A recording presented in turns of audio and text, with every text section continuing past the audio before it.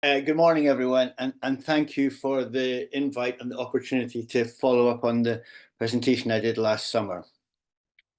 Uh, at the outset, I think I would want to say that I know it's not only teachers and schools that are present, and I will try to be a bit inclusive, but given that we're talking about attendance, I think it is largely targeted at schools. When Tegwin asked me last summer to speak at the conference and again to do the follow-up today, I've never been quite sure that I should be doing this. It's some time since I was a head teacher, and I've certainly not had the experiences that many of you have had in the last 4 or 5 years. So I'm very conscious that I don't want to be simply repeating things that you already know. So this morning, what I want to do is just 3 things. I'm going to go revisit what I said last summer because I think a lot of it is still relevant. I want to add some more recent research findings and then perhaps a little bit about possible ways forward. So going back to last summer, I started then with what I wasn't going to do, and I want to repeat that now. I'm not going to go into the various strategies that I know many of you are already using. The phone calls home, the use of family workers, the texting, all of these kind of things. These are the basic strategies we're using. And of course, there's also plenty of statistical data and research out there at the moment as well. So I don't want to go into that. What I want to look at is perhaps some of the more underlying features, some of the bigger picture, hopefully adding maybe a bit of depth to why attendance has been declining and is lower than it should be. And also there'll be a bit of a couple of digressions as well. I always start anything like this by saying, there aren't silver bullets. There isn't any one strategy which is going to change this. It's about developing a range of strategies and sharing things and so on. So I think the last thing I want to say by way of introduction is that we always need to remember how important attendance is. All the evidence shows the negative impact of attendance on outcomes, but also we know that children who are not in school are also at risk. And there are big potentially safeguarding issues there. So starting with the why, I'll just go through this very quickly. I think we know a lot of the reasons why attendance has dipped. The impact of COVID. Some people talk about a breakdown as a result of that, the social contract between parents and schools. I think that there is certainly something there. Holidays and term time have become, I think, much more common, and it's hard to argue with parents who can get holidays much cheaper out of school holiday time. It's a difficult one, that given the way that the holiday industry operates. Mental health issues, I think, we've become much more aware of those recently than we were in the past. And then, of course, probably most important of all the reasons that we have always known about families who are just struggling with daily living through issues of poverty, poor housing, unemployment, all these kind of things. We should never underestimate the importance of those. One other thing I want to say about the why as well is that I tend to look at this, excuse me, and put these into 2 groups. What I would call the external factors, some of which you may be able to address, but many of which are out with your control. The sort of things I was just talking about: poor housing, poor health, unemployed parents, etc., etc. The second group then, of course, is the factors that are internal and are under the direct influence of you and your staff. Those are things which can be addressed and are to do with the strategies you operate. So we have got quite an important division there, and I think it's important always to remember that schools are part of the picture, but not the whole picture. So if to move on beyond the the kind of basic strategies I was talking about at the beginning, the sort of lettering, the phoning, the texting, and all of that. And we're going to try and maybe think a little bit more, maybe think laterally in a sense. I think it's quite helpful if we think of this in terms of the reasons may help us to the reasons for children being absent may help us to identify possible strategies. I'm going to tread a bit warily now because whenever I'm speaking in Wales, I'm always wary of drawing comparisons with England. And I think anyone who's heard me speak before will know that, as far as I'm concerned, a lot of the things that are happening in English education, I'm not sympathetic towards them. I had, in terms of attendance, not that long ago, I came across a school that was interviewing all families with attendance of less than 80%, and then were advising them to find another school, to be off-road, to go to alternative provision. It did wonders for their attendance figures, and they looked as though they were a highly successful school. But clearly, that's not the kind of route that we want to go down. However, what I do want to talk about is that because in England of late there has been a very top-down, management-driven view of running schools, and that's been prevalent and has become, and the academies have had something to do with that, but not just there. One of the things that's happened as a result of that is that some of the schools that are uncomfortable with that have started to articulate an alternative view of this. And what they're doing is they're trying to say that actually there are some really important values about our education system, particularly about being inclusive. And so there are two strands of this that I'd like to look at. One is research, and there's some interesting research that's been going on. And the other is an idea which has come out about school thinking about calling themselves belonging schools. So I think, however, in saying this, I think one of the things that I've found to be very important is that the local context is important. There are ideas that have got some general application, but they always have to be placed in a local context, a national context, or a very local context.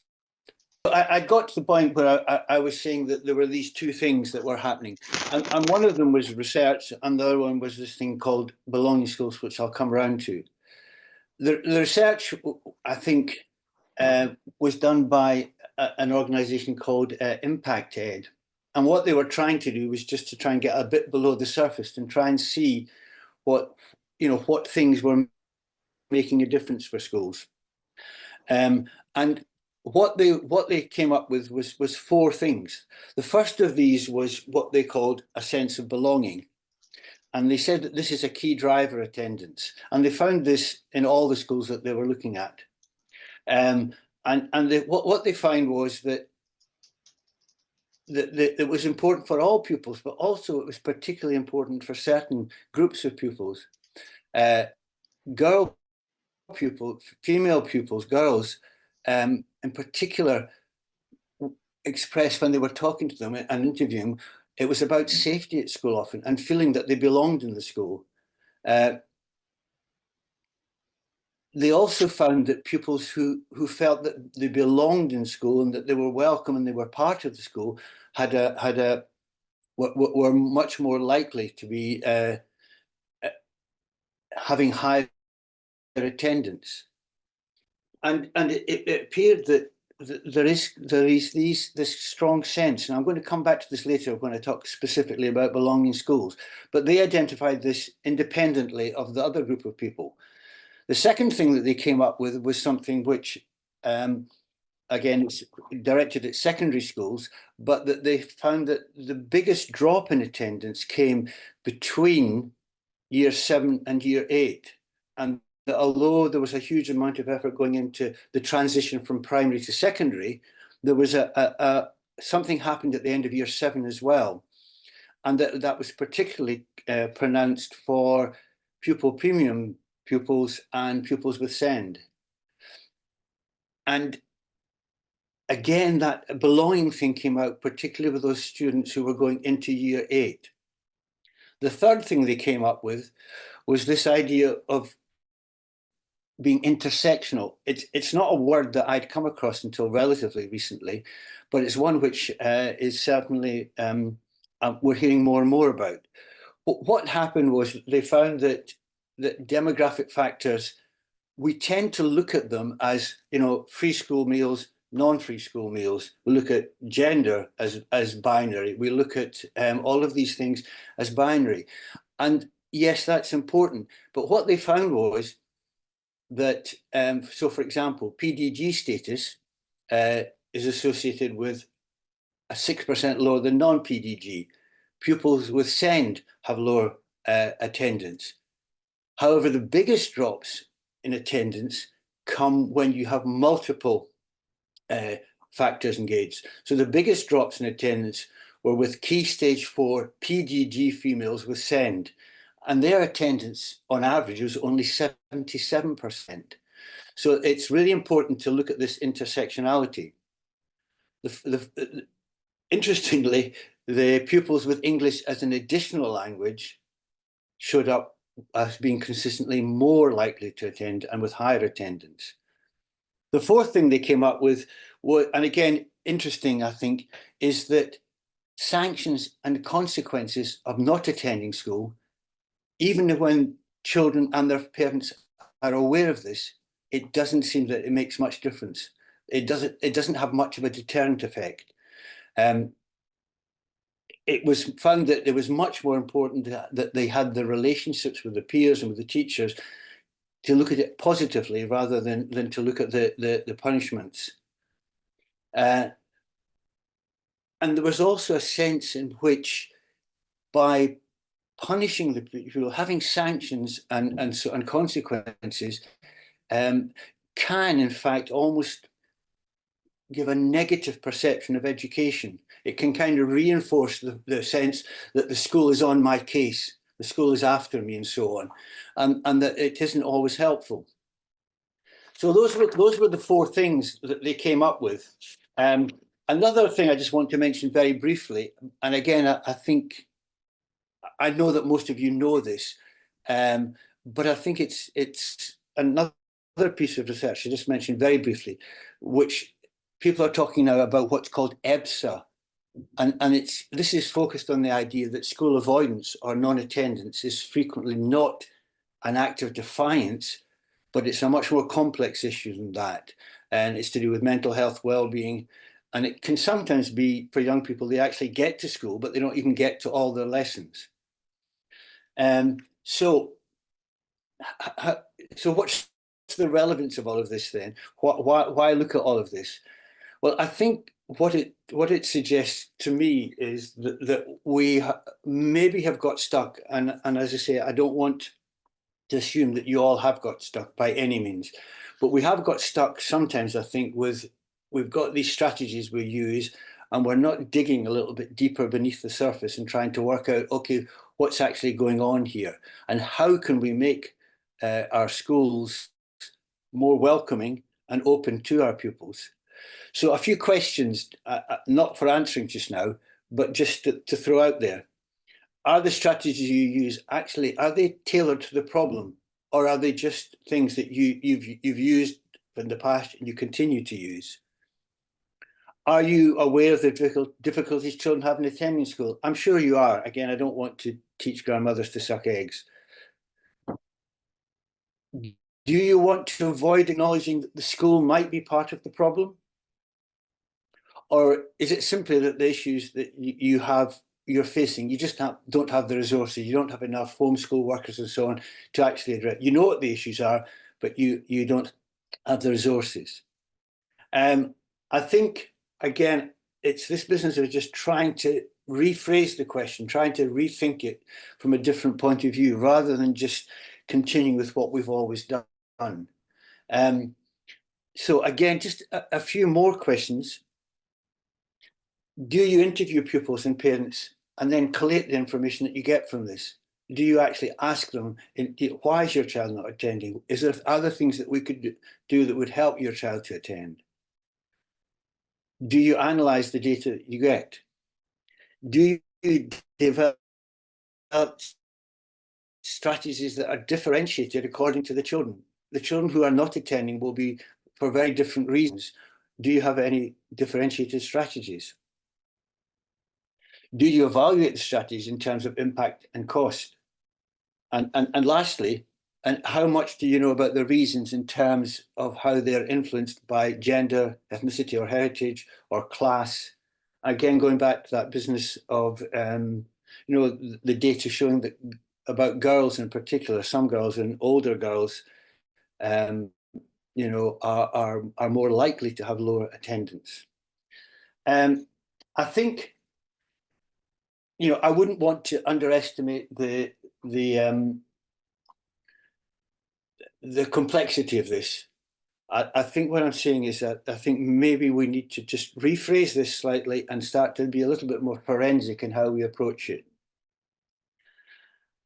And then this question, and this is a one which I think is kind of at the nub of what I want to say this morning. What is it about the culture of schools in general, but then yours in particular, that may be a possible reason for non-attendance? We've been talking about, up to now, I've been talking about all the reasons why people might not attend and so on. But I think sometimes we maybe have to look at our institution as well, and to say, just be prepared to think, is there something about us, about our school, that is stopping some of these children from attending? And I think, as I said in the question here, that could be about the whole education system, about schools in general. And that for some young people, they find the institution of school quite challenging. Or it could be that there's some specific things about your school that you think could be addressed.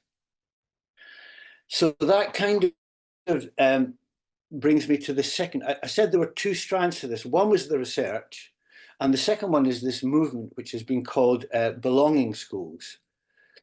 And this has been set up, and the researcher who's leading it is Mel Ainscough, who worked in Wales for a while on the Schools Challenge Cymru back in the, when was that, in the early, I suppose, 2014, 2015, round about then. And they've been trying to rephrase this whole question about what does inclusion mean in a school? How do we create schools where we include every child? Not just inclusion in the sense of special needs, but inclusion in the sense of every child. Whatever we think of the politics of it, I think Labour got it right when they said every child matters.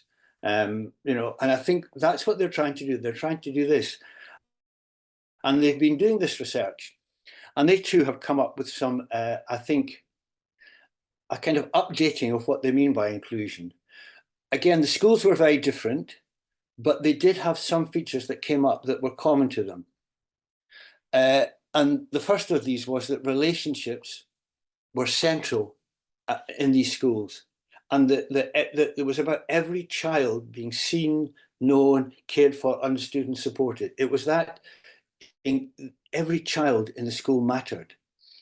The second thing that they came up with was that the schools used what would be called, I think, restorative approaches to working with young people.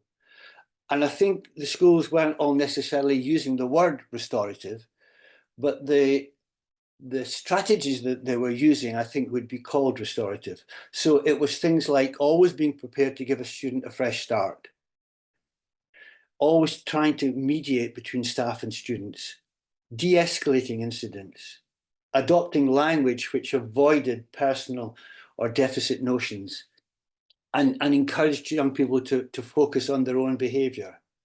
So I think that was the second characteristic.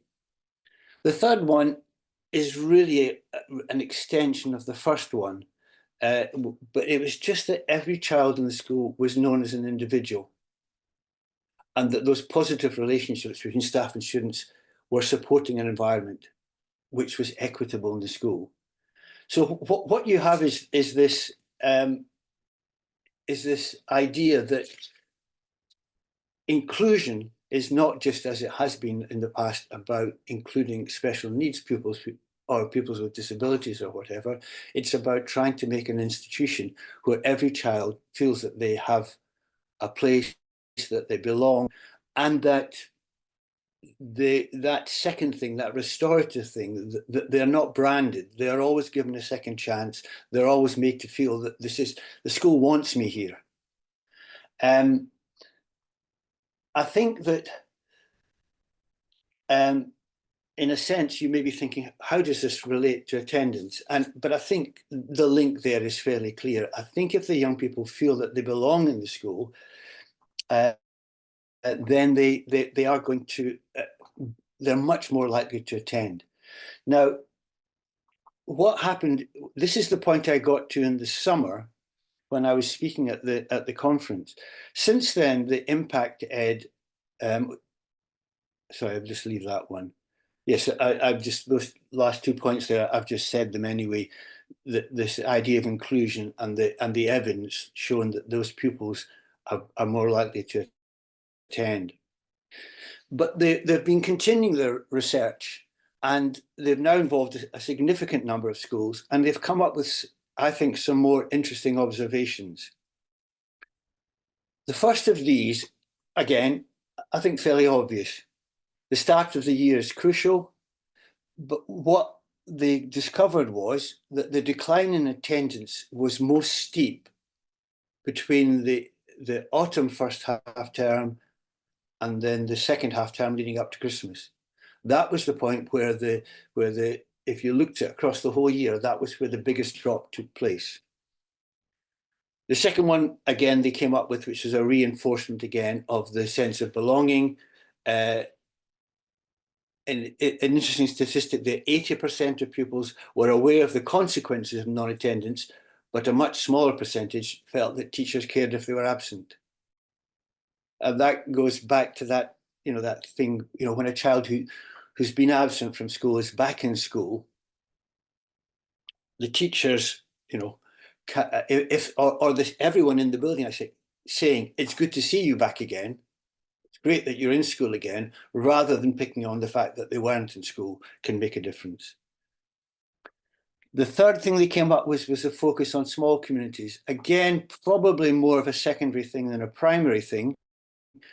But again, some children feel lost in a large school, and even in a tutor group of 30, they can feel quite lost.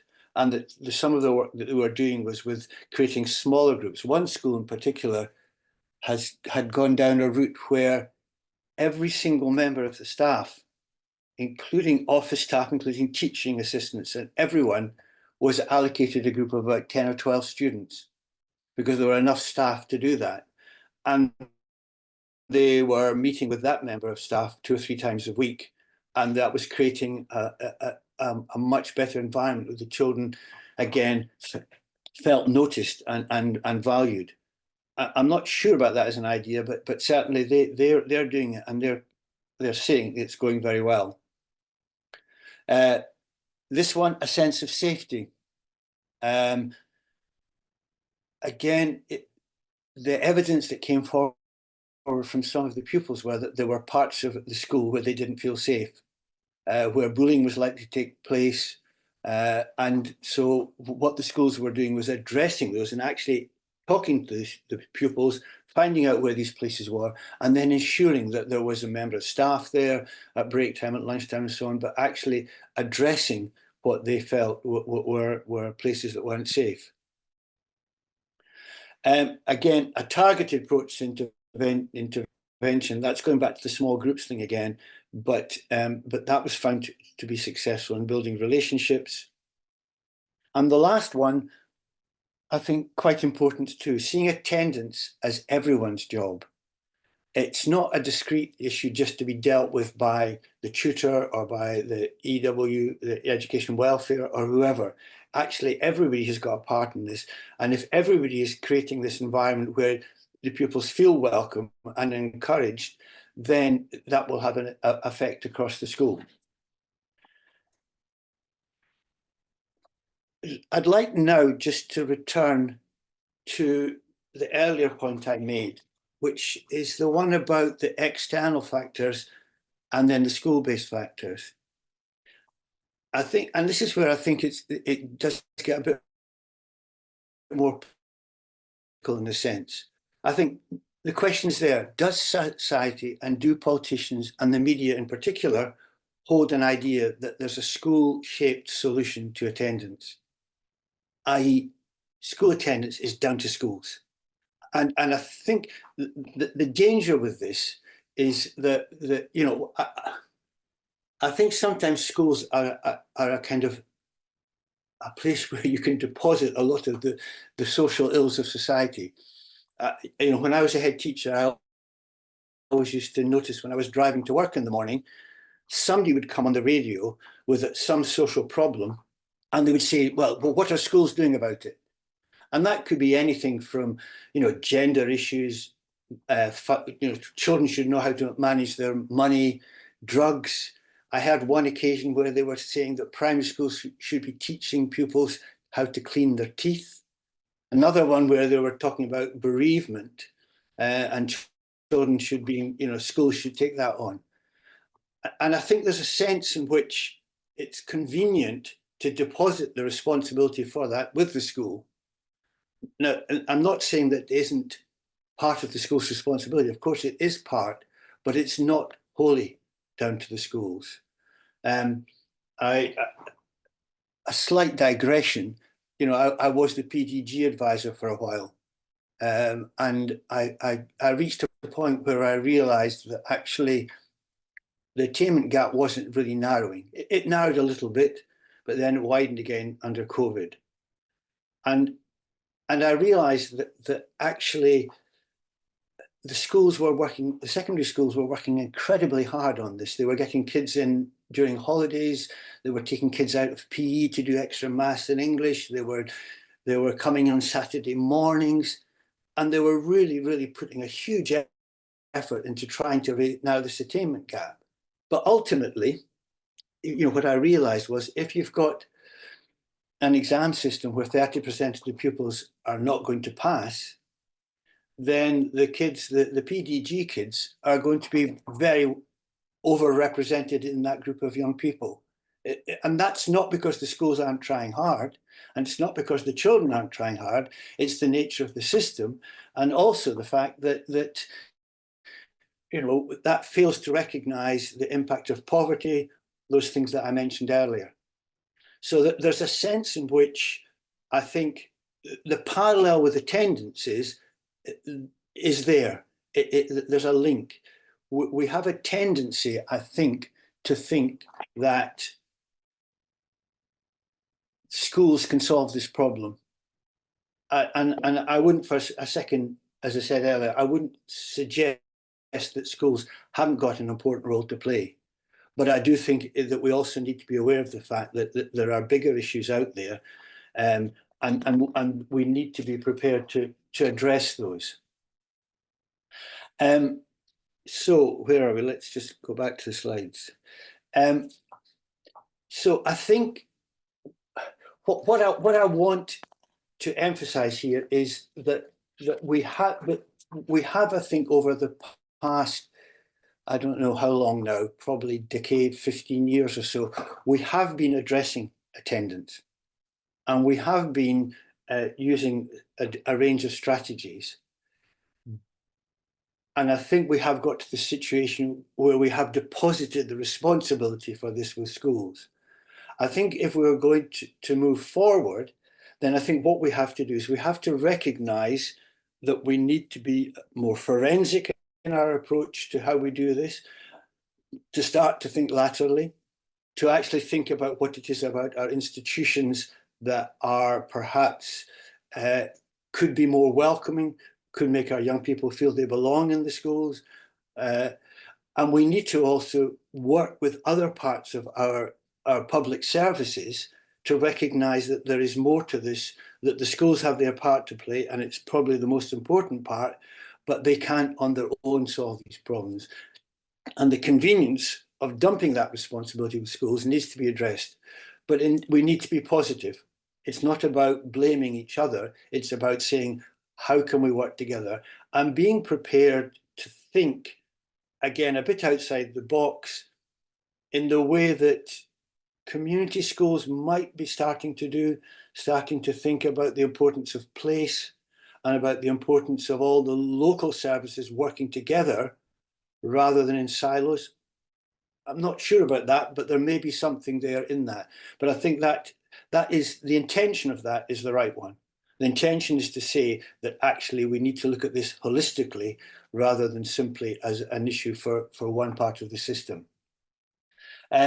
So I think it's important that we are positive about this. I do worry that in 4 or 5 years' time, there'll be another conference and there'll be another set of people speaking, and we will not have addressed these kind of more fundamental issues that are part of not just schools' responsibility, and that schools will still be being held. As I say, I think we should be positive, we should be optimistic, and we should be looking to work with others. And I do think we should make this more lateral thinking, this more creative thinking, this more forensic thinking about how we approach these problems. And I think if we do, they may have other spin-offs as well. Because if we can get those young people who are not attending school into school, then obviously there will be benefits for them and benefits for society. So I always think, I live in London and my experience was in England as a head teacher, but I done a significant amount of work in Wales. And I do think in Wales, we always have this opportunity to develop a system because of the size and because of the commitment of the people. We do have an opportunity to develop a system where every child does matter. So I think I'm just putting up here, what I've been saying. There's a need, especially in our more disadvantaged communities and with our more disadvantaged families, to recognise that school non-attendance is not just about school. We need to ensure that all our services are working together and not in silos. We need system coherence. It's not schools on their own, or equally not other public services' responsibility to improve attendance. It's not either or, it's both. So I think the 4 themes that Impact Edge suggested are ones that we should give some thought to. Particularly, I'm thinking now about the breakout. I think this idea of creating and embedding a sense of belonging. The second one, building a safe physical and social environment. A targeted and relational approach to intervention, and creating an attendance community. By that, going back to the idea, attendance is everyone's business. The whole institution should be working together and seeing attendance as part of their role. So that's where I want to stop for the moment. I think I've put this up here now. Just if we're going to go to breakout now, that you probably will have plenty of questions to talk about, and you may want to challenge me on quite a bit of this. There's some questions here. Please feel free to ignore them. And as I've said throughout, I'm very aware that you may well be doing much of what I've covered and doing it more and doing it better. But anyway, some thoughts. Is there any innovation that you've tried in your institution recently that you could share with the group? What have you found over the past few years to be the most effective strategies? Do you regularly assess the impact of your strategies, or do you just carry on using them because you've always used them? What do you think of this idea of belonging schools? You may already feel that you are in effect a belonging school. And what help do you think Welsh Government, LAs, and the NEL, although it's not NEL for much longer, what could they do to support you? So that's just some thoughts. You may have questions of your own, but that's where I'll leave it for the moment.